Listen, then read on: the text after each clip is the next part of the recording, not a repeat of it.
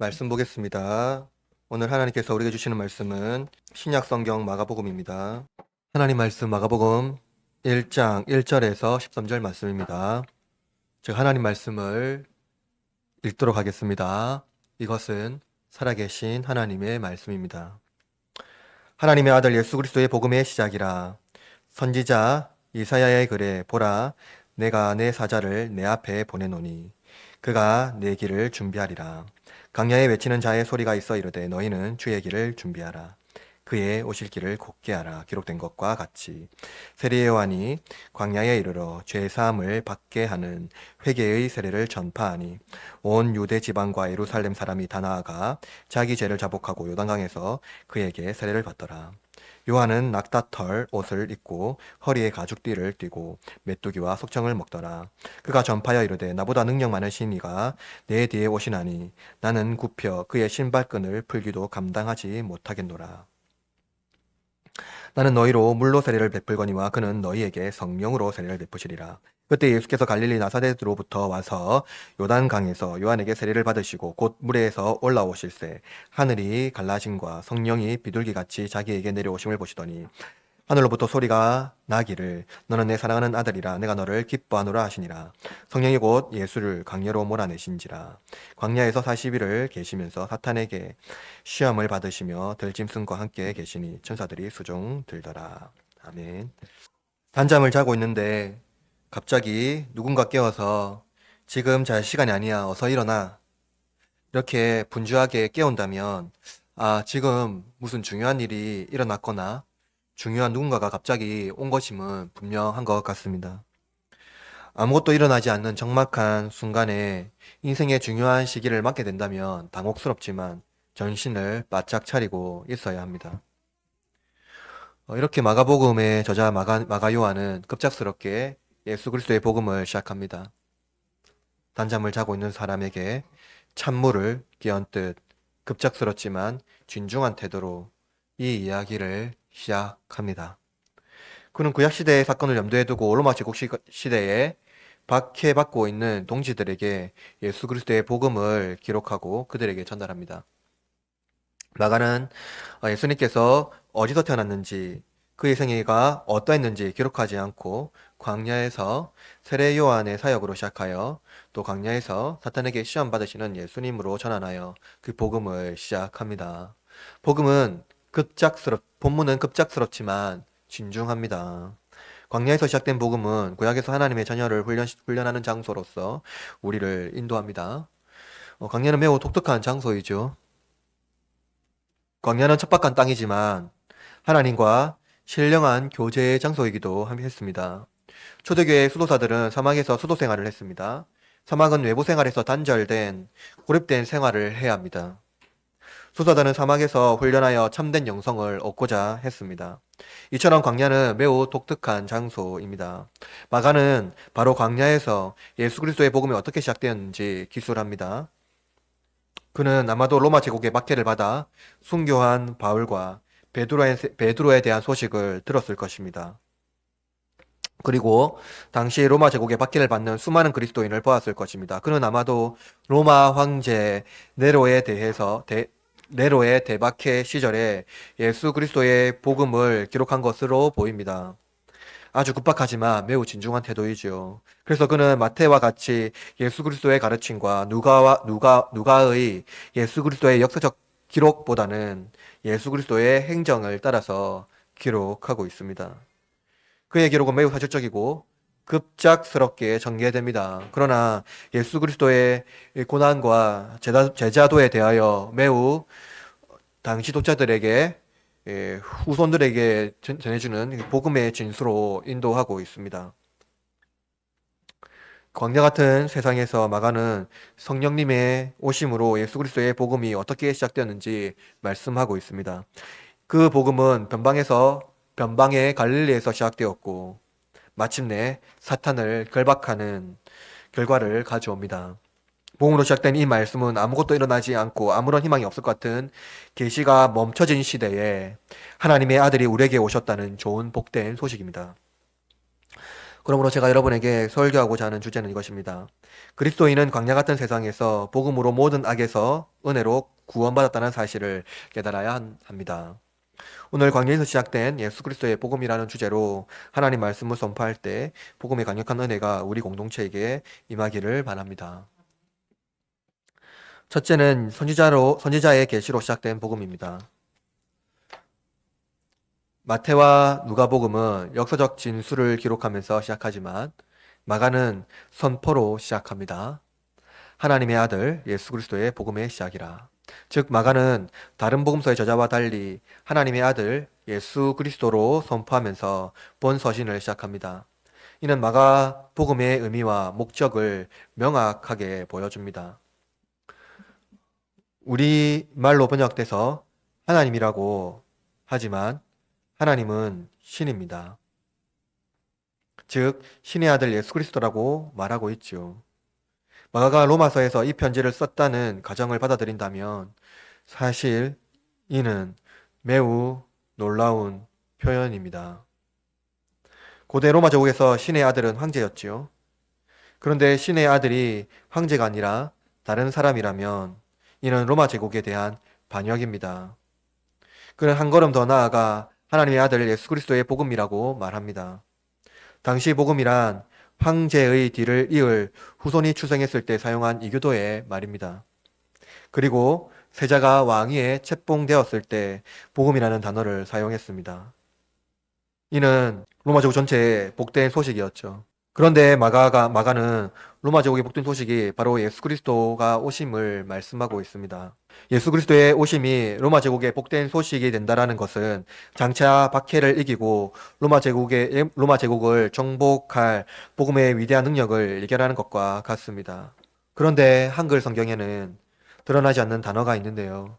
바로 이 시작이라는 단어입니다. 이는 일반적으로 마가가 예수 그리스도의 복음에 대하여 서술하기 시작했다 혹은 예수 그리스도의 역사가 시작되었다 정도로 해석할 수 있습니다. 그러나 본문의 시작이라는 단어는요, 헬라어 아르케입니다. 이 단어는 창세기 1장 1절과 요한복음 1장 1절에 기록된 태초에와 같은 단어입니다. 히브리어는 바라이고 헬라어로는 아르케입니다. 이를 이해한다면 하나님의 아들 예수 그리스도의 복음이 태초부터 시작되었다라는 뜻이 되겠죠. 그런데 아마도 마가는 이 단어의 더 큰 의미를 독자들에게 전달하려는 의도를 가지고 사용한 것으로 보입니다. 이 아르케는 통치자라는 의미도 있습니다. 즉 마가는 참된 신의 아들이 신의 아들 예수 그리스도의 통치가 시작되었다는 이 선포로 당시 독자들은 받아들였을 것이고, 이는 당시 로마 황제 네로의 박해를 받는 자들에게 참된 위로를 전달했을 것입니다. 이는 진정한 복음은 황제가 아니라 예수 그리스도라는 것을 말씀하는 것이며, 예수 그리스도가 하나님의 아들이시며 우리의 주관자가 된다라는 그 선포로 시작한다라는 것이 마가복음의 시작의 중요한 의미입니다. 마가복음은 하나님의 아들 예수 그리스도를 선포하면서 시작하지만 예수님은 십자가에서 고난을 받으시기 전까지 자신이 아들이라는 사실을 숨기기 위하여 노력하고 있음을 알 수 있습니다. 로마의 황제와 같이 강력한 군주로 오신 예수 그리스도로 오해할 수 있기 때문이죠. 마가는 바로 주제를 전환하여 구약의 선지자의 글을 인용하여 세례 요한을 등장시킵니다. 당시 이스라엘은 말라기 선지자 이후에 복음의 계시가 사라진 후 400년의 시간이 지난 상태입니다. 복음의 징조가 없고 메시아에 대한 기억이 흐릿할 세월을 지나고 있을 때였습니다. 그러나 그때 하나님께서는 세례 요한을 광야로 보내십니다. 마가는 말라기와 이사야의 글을 인용하는데요. 말라기 3장 1절에는 이렇게 말합니다. 만군의 여호와가 이르노라. 보라, 내가 내 사자를 보내리니 그가 내 앞에서 길을 준비할 것이요. 또 너희가 구하는 바 주가 갑자기 그의 성전에 임하시리니 곧 너희가 사모하는 바 언약의 사자가 임하실 것이라. 이사야 40장 3절에 이렇게 말합니다. 외치는 자의 소리여 이르되 너희는 광야에서 여호와의 길을 예배하라. 사막에서 우리 하나님의 대로를 평탄하게 하라. 당시 이스라엘 백성은 점점 하나님의 언약이 흐릿해지고 있었지만 이집트에서 바로의 압제로 고통을 받고 있을 때와 같이 로마의 압제 속에서 고통 중에 메시아에 대한 갈망을 지니고 있을 때였습니다. 또한 선지자의 글이 이방인이 아닌 유대인을 위한 계시였다라는 것에서 더욱더 확정적이죠. 이런 상황에서 세례 요한의 등장은 그들에게 생수와 같습니다. 세례 요한은 구약의 선지자의 전형적인 모델이었죠. 마가는 세례 요한에 대하여 이렇게 묘사합니다. 오늘 본문 6절 말씀 읽어볼까요? 6절 시작. 요한은 낙타처 옷을 입고 허리에 가죽띠를 띠고 물기와 석청을 먹더라. 요한에 대한 묘사는 광야에서 생활하던 선지자 엘리야를 묘사합니다. 유대인들은 그 마지막 때에 엘리야가 와서 임박한 주의 날을 선포할 것이라고 기대하고 있었습니다. 그들에게 세례 요한은 엘리야와 같았죠. 임박한 종말은 하나님의 심판이 불같이 임할 것을 예고하고 있습니다. 이는 당시 이스라엘 상황을 잘 묘사하고 있는데요. 요한이 죄 사함을 받게 하는 회개의 세례를 전파하니라고 광야에서 소리치고 있습니다. 그러나 그러자 독자들의 기대와 달리 이스라엘 사람들은 요한의 선포에 매우 순종적입니다. 본문 5절에 보면 이렇게 말합니다. 5절. 온 유대 지방과 예루살렘이 다 나아가 자기 죄를 자복하고 요단강에서 그에게 세례를 받더라. 당시 유대 사회에는 외부적으로는 로마의 압제가 있었고 내부적으로는 선지자가 없던 시대였으므로 혼란이 가중된 사회였습니다. 이런 사회에서 그들이 기대하던 엘리야와 같은 모습으로 세례 요한이 등장하자 그들은 하나님의 심판을 받지 않기 위하여서 회개의 세례를 받습니다. 이 회개의 세례는 단순히 죄에 대한 통회하는 감정만을 말하는 것이 아니라 인격적으로 하나님께로 돌아서는 것을 말씀합니다. 당시 유대인들은 아니하는 자들에게 하나님의 심판이 임할 것을 기대했을 것입니다. 로마 제국이 멸망하고 다시 유대 제국이 회복될 것을 기대했거나 하나님의 심판으로 말미암아 세상이 사라지고 그들의 영혼이 구원받는 것을 기대할 수도 있습니다. 그들은 요한의 선포를 믿었고 하나님의 심판이 도래할 것을 기대했을 것입니다. 그들은 요단에서 회개의 세례를 받습니다. 그러나 이 백성들은 영원한 대제사장이신 예수 그리스도를 알아보지 못했습니다. 이들은 하나님이 세상을 심판하시는 하나님으로 이해했고 메시아는 그들만을 위한 구주로만 이해했습니다. 이렇게 그들은 다시 광야에서 세례를 받았지만 실제로 광야로 내몰렸습니다. 이제 광야에서 어떠한 일들이 펼쳐질까요? 둘째, 광야에서 시작된 복음입니다. 세례 요한이 세례를 베푸는 장소는 이 광야에 있는 요단강입니다. 마가는 광야로 독자들을 인도하고 있지요. 그는 이사야의 글을 인용하면서 광야에서 외치는 자의 소리와 세례 요한이 광야에 이르러 이 두 문장을 문학적으로 연결합니다. 마가는 로마 제국의 박해를 받고 있는 동료 그리스도인들에게 조상들의 애굽에 노예에 있었던 경험과 더불어 이 광야의 생활을 상기시키고 있습니다. 광야는 이스라엘 독자들에게 독특한 경험을 상상하게 합니다. 그들의 할아버지, 할머니, 그리고 할머니에게 조상들이 이집트 노예로 있다가 모세의 인도로 광야에서 경험했던 모든 신비한 일들과 율법, 그리고 회막에서 하나님께 예배했던 역사적 사실을 재미있는 이야기로 들었을 것입니다. 그리고 그들의 자녀들에게 유대인의 정통성을 자랑거리로 여기며 이야기했을 것이죠. 광야는 이스라엘 민족에게 매우 특별한 경험이 서려 있는 장소입니다. 광야는 사나운 들짐승들이 우글거리며 범죄 집단이 호시탐탐 노리고 있는 장소입니다. 광야는 이스라엘이 하나님을 대적하고 원망했던 장소이기도 합니다. 하나님은 지속적으로 이스라엘을 용서하시며 그들을 인도하시지만 그들은 하나님께서 베풀어 주신 것에 대한 감사보다는 더 좋은 것을 주지 않는 것에 대하여 앙심을 품었습니다. 출애굽기는 광야를 중심으로 내러티브가 전개됩니다. 미디안 광야에서 모세가 하나님을 만나지요. 그리고 하나님께서 모세를 통해 바로에게 이스라엘을 광야로 보내라고 말씀하셨습니다. 그러나 바로는 이스라엘을 광야로 보내는 것을 거절하지요. 결국 하나님은 이스라엘의 대적인 바로를 벌하시면서 이스라엘을 광야로 인도하십니다. 광야에서 이스라엘은 40년간 머물면서 악과 치열하게 싸웁니다. 이들은 광야에서 하나님을 대적하는 모든 불의와 죄와 그들이 애정하는 욕망에 대하여 치열하게 싸웁니다. 이 내러티브는 이스라엘이 광야에서 경험했던 시험과 더불어 하나님께서 그들과 함께 하심으로 그들의 필요를 채워주신다는 원리를 동시에 경험합니다. 출애굽 내러티브는 인간은 자기의 욕망을 끊임없이 갈구하는 존재라는 것을 보여주고 하나님은 이러한 인간을 끊임없이 채워주시는 분이라는 것을 드러냅니다. 마가는 광야의 내러티브를 이제 예수님께서 성령이 광야로 내몰아 가셨다는 것을 독자들로 인도합니다. 이끌어 갑니다. 본문 12절 말씀 읽어볼까요? 12절 시작. 이제 예수님께서 광야로 내몰리십니다. 마태와 누가는 이끌리셨다라고 기록하고 있는데 마가는 몰아내셨다라는 단어를 사용합니다.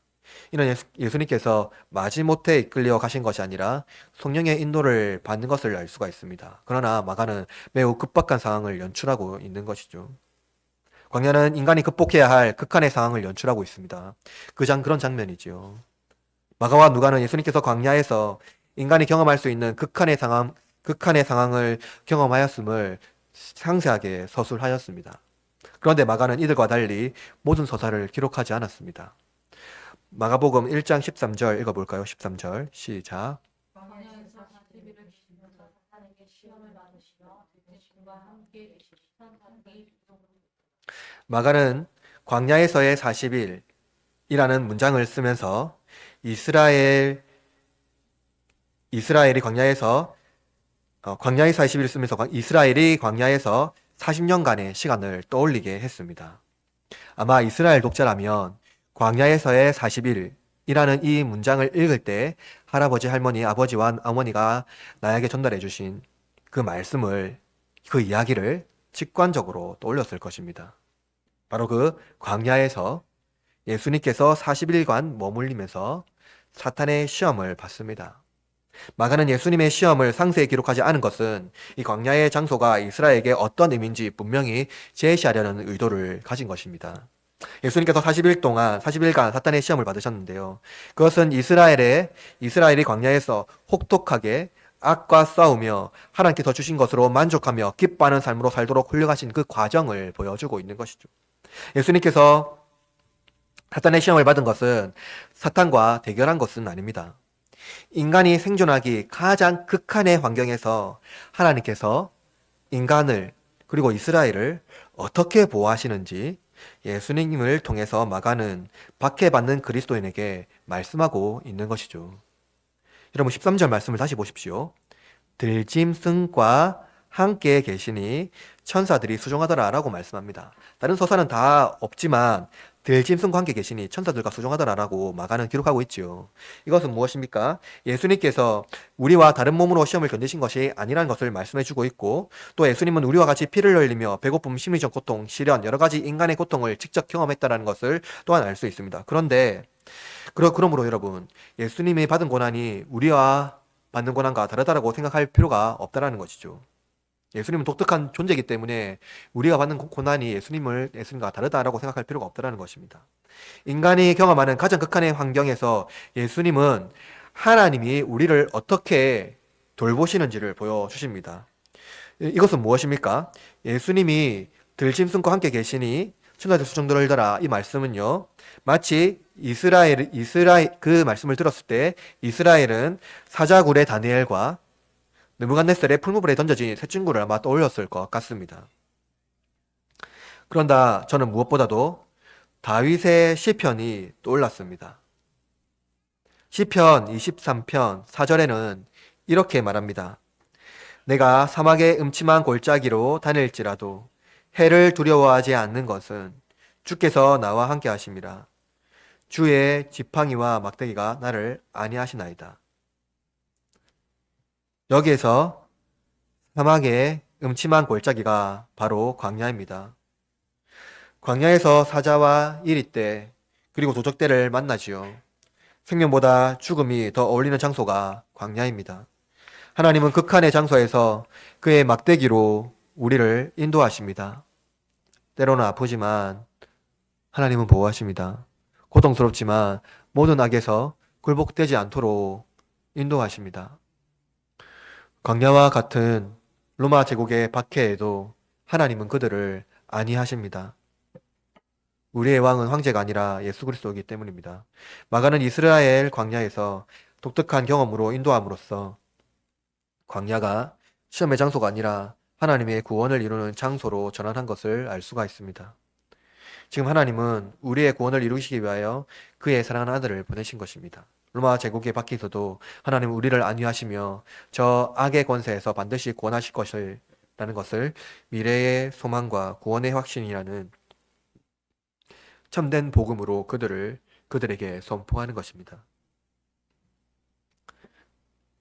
모든 악이 서식하고 성장의 기틀을 마련하는 광야에서 하나님은 살아계신 이스라엘 하나님이심을 온전히 드러내십니다. 복음의 시작은 바로 악을 몰아내시고 고난받는 자기의 자녀들을 어떻게 구원하신지 보여주시는 하나님의 대서사의 한 장면입니다. 여러분이 살고 있는 이곳이 광야입니까? 깎아 서오는 것이 고통스럽습니까? 그러나 여러분, 광야는 시험의 장소가 아니라 구원의 장소라는 것을 기억하십시오. 하나님은 구멍난 우리의 깊은 심연의 상실을 채워주십니다. 광야로 가면 고향이 기억나겠지요.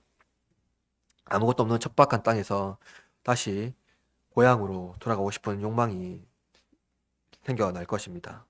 바로 우리의 본향을 하나님은 그곳에서 내가 이방이라는 사실을 떠올리게 합니다. 광야에서 그렇죠. 하나님은 히브리서 기자는 믿음으로 죽음을 맞이한 손조들을 떠올리며 이렇게 말씀한 바가 있습니다. 히브리서 11장 13절에서 14절입니다. 이 사람들이 다 믿음을 따라 죽었으며 약속을 받지 못하였을 때 그것들을 멀리서 보고 환영하며 또 땅에서는 외국인과 나그네임을 증언하였으니 그들이 이같이 말하는 것은 자기들이 본향을 찾는 자임을 나타내십니다. 마가는 로마 제국의 박해를 받는 자들에게 로마 황제와 그들의 백성이 얼마나 어리석은지 본질적으로 보여줍니다. 그들은 이 땅의 주인이라고 자처하지만, 왕이라고 말하지만, 구주라고 말하지만 사실 그들이 이 땅에서 가져갈 것은 아무것도 없습니다. 결국 그들은 문 밖에 쫓겨나 슬피 우며 이를 갈 것입니다. 그러므로 우리는 광야에서 하나님의 구원을 경험합니다. 극한의 상황에서 하나님께서 어떻게 우리를 돌보시는지 여러분 보십시오. 그리고 감사와 기쁨이 넘치시기를 바랍니다. 광야에서 넘치도록 부어주시는 하나님의 은혜가 우리에게 기쁨의 복된 소식, 곧 복음입니다. 지금은 나그네지만 장차 하나님 나라의 상속자가 될 것입니다. 그렇다면 광야에서 모든 악의 권세를 이기게 하신 하나님의 그 힘의 원천은 무엇일까요? 세 번째로 성령으로 시작된 복음입니다. 세례 요한은 세례를 운유적으로 사용하여서 예수님께서 베푸실 세례와 비교하는데요. 그것은 물과 성령입니다. 물이라는 특성은 더러운 것을 씻어내는 특징을 지니고 있습니다. 사절에서 마가가 기록한 것과 같이 세례 요한의 세례는 죄사함의 세례입니다. 세례 요한의 세례는 자신이 선지자임을 분명히 보여주고 있는 것이죠. 선지자들은 종말론적 심판을 선포하며 이스라엘이 죄에서 돌이킬 것을 호소했습니다. 요한이 물로 베푸는 세례는 이와 같이 수시로 죄 씻음을 받는 회개를 말합니다. 제사장이 유월절 순양을 잡는 것 같이 요한의 세례도 죄와 회개의 세례였습니다. 물은 물리적인 세례를 상징하지요. 죄를 씻는 물리적인 행위를 말합니다. 그러나 요한은 자신의 베푸는 물 세례와 달리 예수님은 성령으로 세례를 베푸실 것을 말씀합니다. 성령으로 베푸는 세례는 영적인 상징을 보여주지요. 이는 세례 요한이 죄사함을 위하여 베푸는 물세례와 다른 차원을 말해주고 있습니다. 죄사함의 세례는 물리적이며 육의 차원에 머무릅니다. 그러나 성령의 세례는 영적인 차원으로 종말론적 구원을 의미하지요. 또한 구약의 선지자는 마지막 날에 하나님의 영의 임재가 메시아의 도래와 함께 임할 것으로 예언되었습니다. 요엘 선지자는 이렇게 예언했는데요. 요엘 2장 28절에서 29절. 그 후에 내가 내 영을 만민에게 부어주리니 너희 자녀들에게 장래의 일을 말할 것이며 너희 늙은이는 꿈을 꾸며 너희 젊은이는 이상을 볼 것이며 그때에 내가 또 내 영을 남종과 여종에게 부어줄 것이며. 종말론적 계시에서 하나님의 영의 임재는 메시아와 함께 구원을 이루는 표징입니다. 따라서 세례 요한이 언급한 성령 세례를 베푸실 이는 메시아의 도래를 의미하며 그가 우리에게 성령을 베푸시는 구원자이심을 보여주고 있는 것입니다. 세례 요한이 마지막 날에 성령이 부어지기 전에 메시아가 오셔서 죄사함을 선언하시고 성령이 우리를 구원하실 것을 기대했습니다. 따라서 우리가 받는 세례는요, 세례 요한이 베푸는 물세례가 아닙니다. 이는 물리적이고 육적인 차원에 머무르지만 우리는 구원을 받는 세례를 받은 것이죠. 이는 병행 본문을 보면 더 명확하게 알 수가 있는데요. 마가는 8절에서 성령으로 세례를 베푸시리라 라고 기록하고 있지만 마태와 누가는요, 이 성령에 한 가지를 더 보태는데요. 성령과 불로 너에게 세례를 베푸실 것이요 라고 동일하게 기록했습니다. 그럼 불이라는 단어를 더 넣었는데요. 이 불은요, 구약 정통에 따르면 심판을 상징합니다. 선지자들은 불이라는 은유를 통해서 종말론적인 하나님의 심판, 즉 회개하지 않는 자들에게 하나님의 심판이 임할 것을 예언했습니다. 마태와 누가는 종말론적 심판이 회개하지 않는 자들, 곧 바리새인과 율법교사들, 그리고 그러한 자들에게 그 심판이 임할 것을 보여주기 위하여 이러한 은유와 함께 사용한 것으로 보입니다. 그러나 마가는 불이라는 단어를 사용하지 않았죠. 박해받는 그리스도인들에게 하나님의 영이 마지막 날에 임하며 구원이 도래할 것을 선포하기 위함입니다.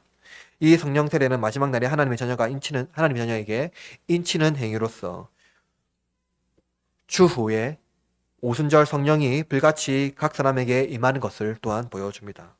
사도 요한은 세례 요한은 마지막 선지자로서 죄에서 돌이켜 하나님께로 다시 돌아가는 역할을 감당했습니다. 이제 성령님이 오셔서 우리에게 내주하심으로 죄를 고백한 자들을 견고한 인내로 인도해 주십니다. 오순절 성령의 임재와 세례 요한의 언급은 성령 세례를 두고서 오순절파, 즉 순복음 교회를 두고 하는 말은 아닙니다. 그들은 이 본문을 오해해서 두 번째 세례로 성령 세례를 주장하지만 그들은 성경을 오해했습니다. 세례 요한의 세례는요, 예수님의 세례와 비할 수가 없죠. 오늘 본문 7절 말씀을 보면 이렇게 말합니다. 그가 전파하여 이르되 나보다 능력 많으신 이가 내 뒤에 오시나니 나는 굽혀 그의 신발끈을 풀기도 감당하지 못하겠노라. 요한은 예수님께서 나보다 능력 많으신 이라고 묘사합니다. 이 단어는 강력한 힘이라는 단어의 의미로 이해할 수가 있는데요. 이는 요한 뒤에 오시는 분이 하나님께서 몸소 오실 것을 또한 예견하고 있음을 알 수가 있습니다. 이는 이 본문의 문맥에 보면은 요한이 말씀하시는 분이 자신이 주는 제사함의 세례를 능가하는 것을 알 수가 있는 것이죠. 예수님께서 성령으로 베푸시는 세례는요, 구약의 선지자의 전통과 메시아의 오심과 함께 그 두 가지를 수용하는, 그러니까 죄사함과 동시에 성령으로 인치는 그 구원의 세례임을 동시에 말씀하는 것을 볼 수가 있습니다. 따라서 오순절파가 말하고 있는 죄사함의 세례와 성령 세례를 구분할 필요가 없는 것이죠. 그래서 따라서 우리는 세례를 일평생 단 한 번 받지요. 그것은 삼위일체의 이름으로 받는 세례가 제사뿐만 아니라 성령의 내주하심으로 우리의 구원을 인치는 세례이기 때문이죠. 그런데 예수님은 왜 세례 요한에게 세례를 받았을까요? 본문 9절에 이렇게 말합니다. 그때 예수께서 갈릴리 나사렛으로 와서 요단강에서 요한에게 세례를 받으시고. 먼저 요한은 예수님의 출신을 언급합니다. 누가는 예수님의 출신을 언급하지 않았고요. 마태는 갈릴리만 언급했지만 마가는 정확하게 갈릴리 나사렛, 이라고 예수님의 출신 지명을 정확하게 언급했습니다. 사실 유대에서 나사렛은 중요하지 않는 지역입니다. 그 지역은 북부로서 유대 이스라엘과 거리가 굉장히 멀고 사마리아 지역이며 북부 시리아 지역과 인접해 있습니다. 이방 민족과 인접해 있죠.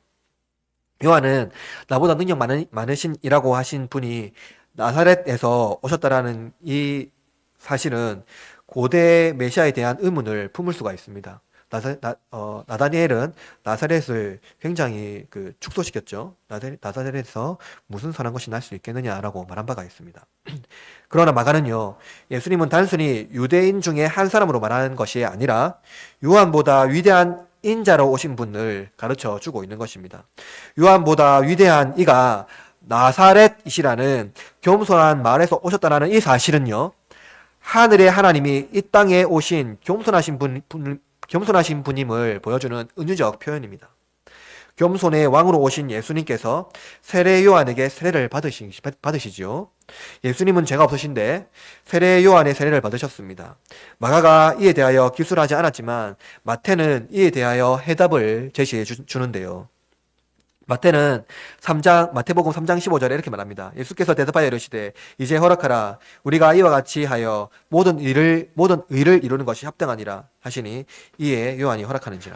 예수님께서 요한의 제사함을 세례를 받으신 것은 예수님이 인자로 오셨으며 둘째 아담으로 모든 죄인을 대표하는 어린 양이라는 것을 보여주는 행위입니다. 마치 제사장이 어린 양에게 모든 죄를 전가하는 것 같이 예수님은 인류의 모든 죄의 짐을 받으십니다.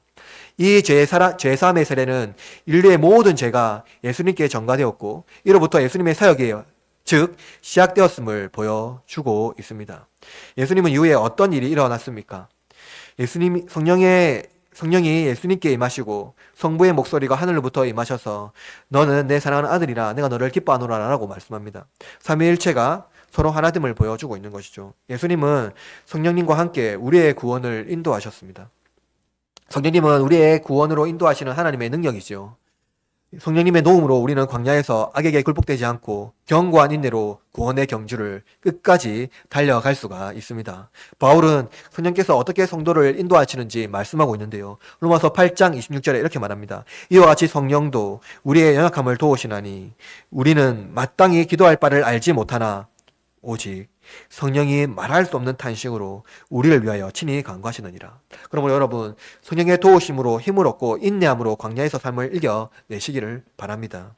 복음은 로마 제국의 박해를 받고 있는 광야에 있는 자들에게 복음의 본질을 마가가 말씀하고 있습니다. 로마 제국의 방식으로 살아가는 자들에게 복음은 하찮은 것이 되겠지만 로마 제국의 방식을 거부하고 새로운 삶의 방식, 즉 복음으로 자신을 변화시켜 새롭게 하는 자들에게 복음은 비록 광야와 같은 삶일지라도 삶을 기쁘게 하는 원천이 될 것입니다. 그러므로 기쁨과 한이가 넘치겠지요. 그것이 참된 구원의 기쁨의 소식입니다. 그러므로 여러분, 광야에서 성령님은 우리를 위하여 친히 간구하시고 예수님께서 우리의 구주가 되었다는 사실을 믿고 척박한 광야에서 하나님의 체험을 경험하며 매 순간 악에서 승리하는 우리 흐르는 교회 공동체가 되기를 바랍니다. 우리는 오늘 본문에 마가복음 첫 강해를 통해서 로마 제국의 박해를 받는 성도들에게 복음이 무엇인지 분명히 살펴보았습니다. 광야에서 시작된 이 복음은 지금 우리의 삶의 현실과 같습니다. 광야는 척박하고 가혹한 상황에 놓여 있는 장소입니다. 그러나 그 광야는 하나님과 친밀한 교제를 이루는 장소이기도 합니다. 하나님의 섭리가 나타나는 장소이기도 한다는 것이죠. 바로 광야는 구원을 이루시기 위하여 하나님께서 우리를 부르신 장소입니다. 복음의 장소이지요. 광야에서 승리하는 사람은 참된 은혜를 경험할 수가 있습니다. 그러므로 복음이 나를 살리는 것이죠. 복음이 나를 행복하게 하는 것입니다. 복음이 나를 모든 상실에서 해방시켜 줄 뿐만 아니라 완전한 체험을 경험하게 합니다. 바로 그 광야라는 장소에서 말이죠.